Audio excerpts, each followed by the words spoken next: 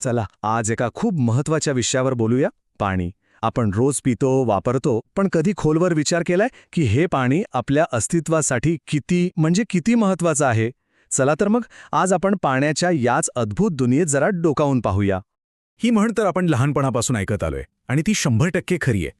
खरंय, पाण्याशिवाय आपण जीवनाचा विचार सुद्धा करू शकत नाही, नाही का?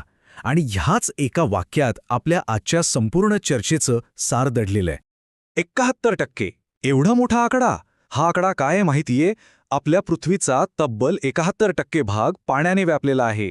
आणि म्हणूनच तर अंतराळातून आपली पृथ्वी निळीशार दिसते. तिला ब्लू प्लॅनेट म्हणतात.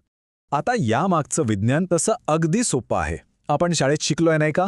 H2O म्हणजे हायड्रोजनचे 2 अणू आणि ऑक्सिजनचा 1 अणू मिळून तयार होतो पाण्याचा एक रेणू. त्याला रंग नाही, चव नाही, वास नाही, पण तरीही सगळं जीवन याच एका गोष्टीवर अवलंबून आहे. कमाल आहे. पाण्याचे काही गुणधर्म तर अक्षरशः जादुई आहेत. म्हणजे बघा, ते एक युनिव्हर्सल सॉल्व्हंट आहे. म्हणजे बहुतेक गोष्टी सहज विरघळून टाकतं. त्याच्यामुळेच आपल्या पृथ्वीचं तापमान नियंत्रणात राहतं. आणि सगळ्यात भारी गोष्ट म्हणजे काय? बर्फ पाण्यावर तरंगतो. ही किती साधी गोष्ट वाटते, पण याचमुळे थंड प्रदेशातल्या नद्या आणि समुद्रात बर्फाच्या खाली जलचर जिवंत राहू शकतात. पण मग एक प्रश्न येतो. पृथ्वीवर इतकं पाणी आहे, 71%. मग पाण्याची चिंता कशाला करायची? बरोबर. पण इथेच खरी मेक आहे. चला बघूया हे पाणी नक्की आहे तरी कसं विभागलेलं. आता हे आकडे बघा आणि जरा धक्का बसेल. आपल्या पृथ्वीवर जेवढं काही पाणी आहे ना, त्यातलं तब्बल 97% पाणी समुद्राचे म्हणजे खारं, आणि जे गोडं पाणी आहे जे आपण वापरू शकतो ते फक्त 3%. थांबा, गोष्ट इथेच संपत नाही. सगळ्यात मोठा शॉक तर पुढे आहे. या 3%पैकी पण बहुतेक पाणी बर्फाच्या रूपात गोठलेलं आहे. म्हणजे आपल्या सगळ्यांसाठी, पिण्यासाठी, शेतीसाठी, सगळ्या गोष्टींसाठी खरं तर 1%पेक्षाही कमी पाणी उपलब्ध आहे. विचार करा, 1%पेक्षाही कमी. तर मग प्रश्न पडतो की हे इतकं कमी पाणी आपल्याला परत परत कसं मिळतं? ते संपत का नाही? याचं उत्तर दडलंय निसर्गाच्या एका जबरदस्त इंजिनमध्ये, ज्याला आपण म्हणतो जलचक्र. ही एक कधीही न संपणारी गोष्ट आहे. पाण्याची. सूर्य तळपतो, समुद्राचं, नद्यांचं पाणी तापतं आणि त्याची वाफ होते. ही वाफ हलकी असल्यामुळे वर जाते.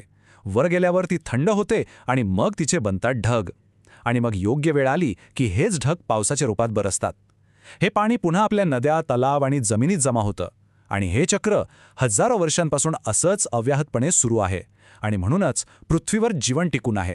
आता जरा विचार करूया, हे पाणी नक्की जातं कुठे? आपल्या शरीरातच बघा ना, 60 ते 70% पाणी आहे. वनस्पतींना वाढायला, आपलं अन्न तयार करायला पाणी लागतं. प्राण्यांना जगण्यासाठी पाणी हवंच.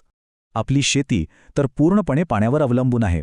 आणि एवढंच नाही, मोठमोठे कारखाने, वीज निर्मिती, सगळं काही पाण्यावरच चालतं. थोडक्यात काय, पाण्याचं चाक थांबलं तर आपलं सगळं जीवनच थांबून जाईल. पण एवढं महत्त्वाचं असूनही आज याच पाण्यावर एक खूप मोठं संकट उभं ठाकलं आहे. आणि ते संकट म्हणजे जलसंकट. पण हे संकट आलं कुठून? अचानक का उभं राहिलं? याची मुख्य कारणं 2 आहेत. एक म्हणजे आपली प्रचंड वाढणारी लोकसंख्या. लोक वाढले म्हणजे पिण्यासाठी, शेतीसाठी, उद्योगांसाठी पाण्याची मागणीही प्रचंड वाढली. आणि दुसरीकडे काय होतंय? आपण जंगलं तोडतोय, जमिनीतलं पाणी बेसुमार उपसतोय. त्यामुळे जे नैसर्गिक पाण्याचे स्रोत आहेत तेच आता आटायला लागलेत. आणि जसं काही हे कमी होतं, म्हणून या संकटात भर टाकली आहे ती प्रदूषणाने. कारखान्यांमधलं केमिकलवालं पाणी, प्लास्टिकचा कचरा, शेतीतली रासायनिक खतं, शहरांमधलं गटाराचं पाणी, हे सगळं काही आपण थेट आपल्या नद्यांमध्ये, तलावांमध्ये सोडून देतो. याचा परिणाम, जे थोडं बहुत चांगलं पाणी आहे तेही पिण्यालायक राहत नाहीये. पाण्यातले जीव मरतायत आणि याच दूषित पाण्यामुळे माणसांमध्ये नवनवीन आजार पसरत आहेत. आणि या सगळ्यावर कडी केली आहे हवामान बदलाने, म्हणजे क्लायमेट चेंजने. यामुळे होतंय काय? पावसाचं काही गणितच राहिलेलं नाही. कधी ढगफुटी होऊन महापूर येतो, तर कधी कित्येक महिने पाऊसच पडत नाही आणि भयंकर दुष्काळ पडतो. यामुळे पाणी कधी मिळेल, किती मिळेल याची काहीच शाश्वती राहिलेली नाही. आता इतकं सगळं ऐकून टेन्शन आलं असेल नाही का? पण थांबा, प्रत्येक समस्येवर एक उपाय असतोच. आणि ही परिस्थिती बदलण्याची ताकद ही आपल्या सगळ्यांच्या हातात आहे. ही आपली सगळ्यांची जबाबदारी आहे. आपण खूप काही करू शकतो आणि हे उपाय अगदी सोपे आहेत. जसं की पावसाचं पाणी ते असं वाया का जाऊ द्यायचं, ते आपण साठवू शकतो. जास्त झाडं लावू शकतो, कारण झाडं पाणी जमिनीत मुरवतात. शेतीमध्ये ठिबक सिंचनासारखे आधुनिक उपाय वापरता येतात.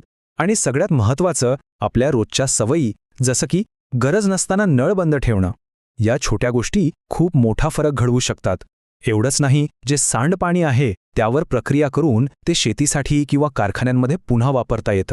विशेषतः आपल्या भारतात पाण्याचं महत्त्व खूप वेगळं आहे.